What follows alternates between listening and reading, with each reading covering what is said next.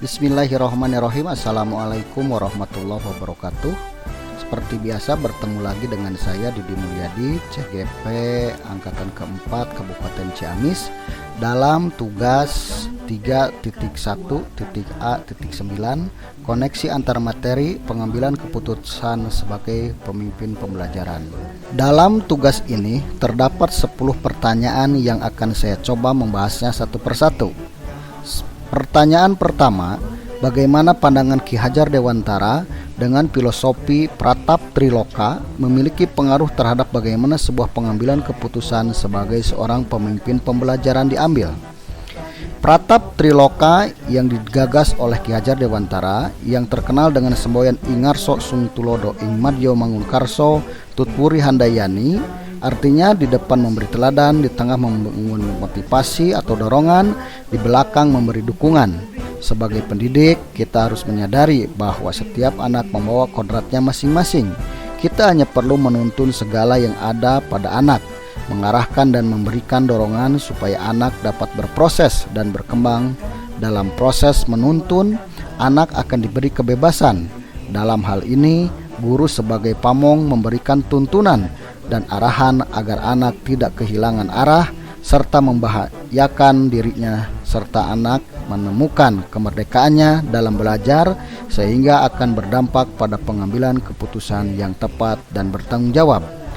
Berdasarkan hal tersebut, guru sebagai pemimpin pembelajar sudah sepatutnya menerapkan pengambilan keputusan yang berpihak pada murid dengan menerapkan 4 paradigma pengambilan keputusan, 3 prinsip penyelesaian dilema, dan 9 langkah pengambilan dan pengujian keputusan. Pertanyaan kedua, bagaimana nilai-nilai yang tertanam dalam diri kita berpengaruh kepada prinsip-prinsip yang kita ambil dalam pengambilan suatu keputusan? Ketika atau etika terkait dengan karsa karena manusia memiliki kesadaran moral. Akal dan moral, 2 dimensi manusia yang saling berkaitan. Etika terkait dengan karsa karena manusia memiliki kesadaran moral. Dari kutipan tersebut kita bisa menarik kesimpulan bahwa karsa merupakan suatu unsur yang tidak terpisahkan dari perilaku manusia. Karsa ini pun berhubungan dengan nilai-nilai atau prinsip-prinsip yang dianut oleh seseorang, disadari ataupun tidak. Nilai-nilai atau prinsip-prinsip inilah yang mendasari pemikiran seseorang dalam pengambilan suatu keputusan yang mengandung unsur dilema ITK atau dilema etika. Tentunya ada prinsip-prinsip yang lain, namun ketiga prinsip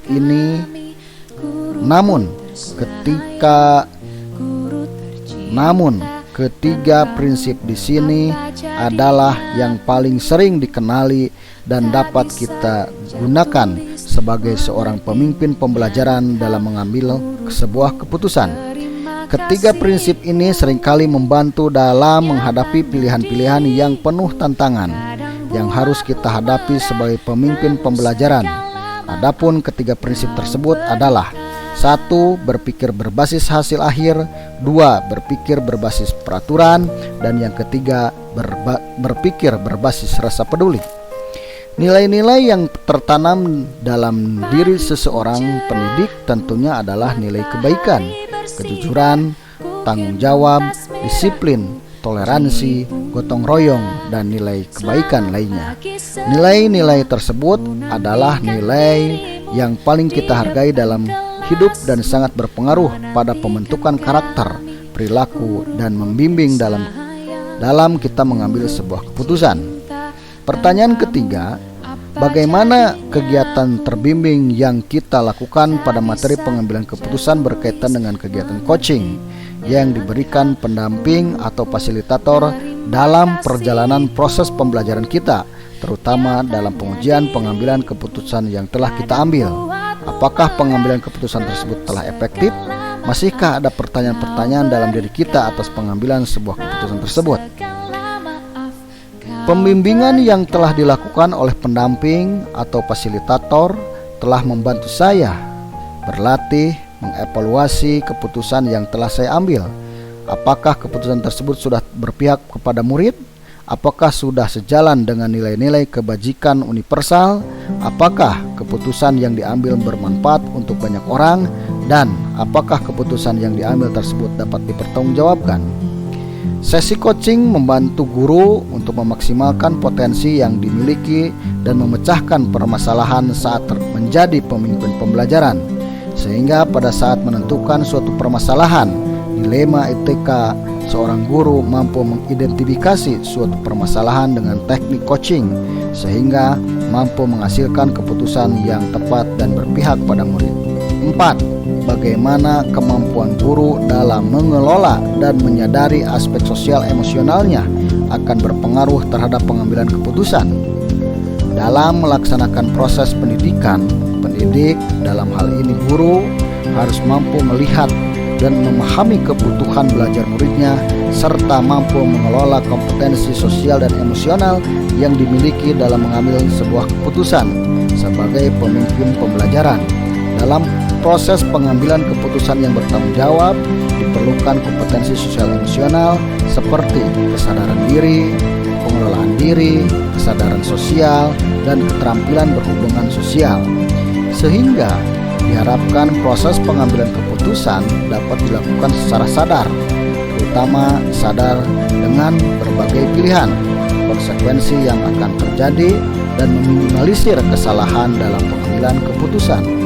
Proses pengambilan keputusan membutuhkan keberanian dan kepercayaan diri untuk menghadapi konsekuensi dan implikasi dari keputusan yang kita ambil, karena tidak ada keputusan yang bisa sepenuhnya mengakomodir seluruh kepentingan para pemangku kepentingan.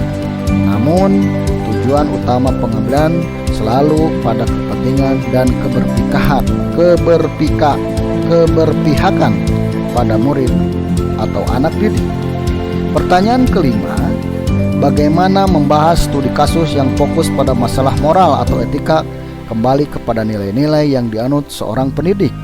Sebagai pemimpin pembelajaran, seorang pendidik harus mampu melihat permasalahan yang dihadapi, apakah permasalahan tersebut merupakan dilema etika ataukah bujukan moral. Dengan nilai-nilai yang dimiliki seorang pendidik tersebut, baik nilai inovatif, kolaboratif, mandiri, dan reflektif, seorang pendidik dapat menuntun muridnya untuk dapat menganalisis potensi yang dimiliki dalam mengambil keputusan dan mengatasi masalah. Landasan pemikiran yang dimiliki akan cenderung pada prinsip melakukan demi kebaikan orang banyak, menjunjung tinggi prinsip-prinsip atau nilai dalam diri, dan melakukan apa yang kita harapkan orang lain akan lakukan kepada diri kita. Maka seorang pendidik akan dapat mengambil sebuah keputusan yang bertanggung jawab melalui berbagai pertimbangan dan langkah pengambilan dan pengujian sebuah keputusan terkait permasalahan yang terjadi. Pertanyaan keenam, bagaimana pengambilan keputusan yang tepat? Tentunya berdampak pada terciptanya lingkungan yang positif, kondusif, aman, dan nyaman. Sebelum mengambil sebuah keputusan, kita harus mampu menganalisis pengambilan keputusan berdasarkan pada 4 paradigma, 3 prinsip, dan 9 langkah pengambilan dan pengujian keputusan, sehingga hasil keputusan yang kita ambil mampu menciptakan lingkungan yang positif, kondusif, aman, dan nyaman untuk murid. Intinya, pengambilan keputusan yang tepat terkait kasus-kasus pada masalah moral atau etika hanya dapat dicapai jika dilakukan melalui 9 langkah pengambilan dan pengujian keputusan. Dapat dipastikan bahwa jika pengambilan keputusan dilakukan secara akurat melalui proses tersebut, maka keputusan tersebut diyakini akan mampu mengakomodasi semua kepentingan dari pihak-pihak yang terlibat. Maka hal tersebut akan berdampak pada terciptanya lingkungan yang positif, kondusif, aman, dan nyaman. Selanjutnya, apakah kesulitan-kesulitan di lingkungan Anda yang sulit dilaksanakan untuk menjalankan pengambilan keputusan terhadap kasus-kasus dilema etika ini? Apakah ini kembali ke masalah perubahan paradigma di lingkungan Anda? Kesulitan yang dialami di lingkungan saya dalam mengambil sebuah keputusan adalah kesulitan atau kendala yang bersumber pada pengambilan keputusan, di mana dalam pengambilan keputusan ada kalanya kurang melibatkan guru atau warga sekolah lain. Sering terjadi perbedaan pandangan di antara pihak-pihak yang terlibat dalam kasus yang mempersulit tercapainya kesepakatan. Dan sering dalam pengambilan sebuah keputusan kita tidak mempunyai pilihan yang lain karena aturan yang ada pada pemimpin atau sekolah, adanya nilai-nilai kesetiakawanan yang masih kental dalam budaya di lingkungan menimbulkan rasa kasihan lebih dominan dan terburu-buru dalam pengambilan sebuah keputusan. Kesulitan-kesulitan di atas selalu kembali ke masalah perubahan paradigma di lingkungan. Pertanyaan ke-8, dan pada akhirnya apakah pengaruh pengambilan keputusan yang kita ambil ini dengan pengajaran yang memerdekakan murid-murid kita? Ketika kita mengambil keputusan harus memperhatikan beberapa hal penting terkait 4 paradigma, 3 prinsip, dan 9 langkah pengambilan dan pengujian keputusan, maka keputusan yang kita ambil akan berdampak baik kepada murid karena pada dasarnya tujuan pembelajaran adalah dapat memberikan kesempatan dan kebahagiaan pada murid, sehingga dengan keselamatan dan kebahagiaan yang didapat oleh murid maka kita telah mampu memerdekakan mereka dalam belajar. Pendidik sudah seharusnya memberikan keputusan yang bersifat positif, membuat siswa merasa nyaman dan tenang. Semuanya dilakukan untuk memerdekakan siswa dalam mencapai keselamatan dan kebahagiaan belajar mereka. Karena pengambilan keputusan yang tepat akan mempengaruhi pengajaran seseorang atau seorang guru untuk mewujudkan pendidikan yang merdeka, yang memerdekakan murid. Pertanyaan ke-9, bagaimana seorang pemimpin pembelajaran dalam mengambil keputusan dapat mempengaruhi kehidupan atau masa depan murid-muridnya? Untuk mengambil keputusan sebagai pemimpin pembelajaran, kita harus benar-benar memperhatikan kebutuhan belajar murid. Jika keputusan yang kita ambil sudah mempertimbangkan kebutuhan murid, maka murid akan dapat menggali potensi yang ada dalam dirinya, dan kita sebagai pemimpin pembelajaran dapat memberikan pembelajaran yang sesuai dengan kebutuhan belajarnya dan menuntun murid dalam mengembangkan potensi yang dimiliki, sehingga keputusan kita dapat berpengaruh terhadap keberhasilan dari murid di masa depan nantinya. Pertanyaan terakhir, apakah kesimpulan akhir yang dapat Anda tarik dari pembelajaran modul materi ini dan keterkaitan dengan modul-modul sebelumnya? Kesimpulan akhir yang dapat ditarik dari pembelajaran modul 3.1 pengambilan keputusan sebagai pemimpin pembelajaran terkait dengan modul-modul yang telah dipelajari sebelumnya merupakan satu kesatuan yang tidak bisa terpisahkan untuk memerdekakan murid dalam belajar. Sebagaimana dijelaskan oleh Ki Hajar Dewantara bahwa pendidikan bertujuan menuntut segala proses dan kodrat atau potensi anak untuk mencapai sebuah keselamatan dan kebahagiaan belajar, baik untuk dirinya sendiri, sekolah maupun masyarakat.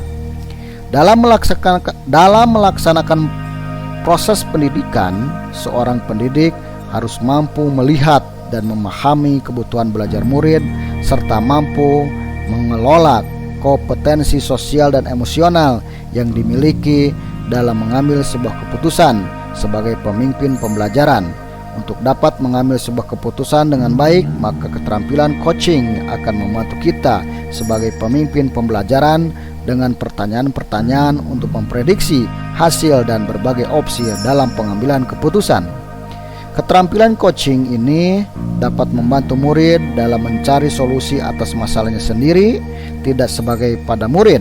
Keterampilan coaching dapat diterapkan pada rekan sejawat atau komunitas terkait permasalahan yang dialami dalam proses pembelajaran.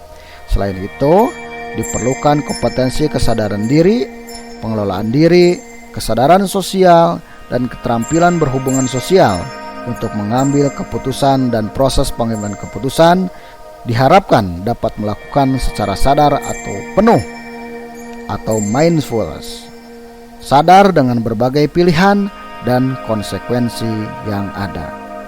Terima kasih, semoga bermanfaat. Salam guru penggerak, tergerak, bergerak, menggerakkan. Wassalamualaikum warahmatullahi wabarakatuh.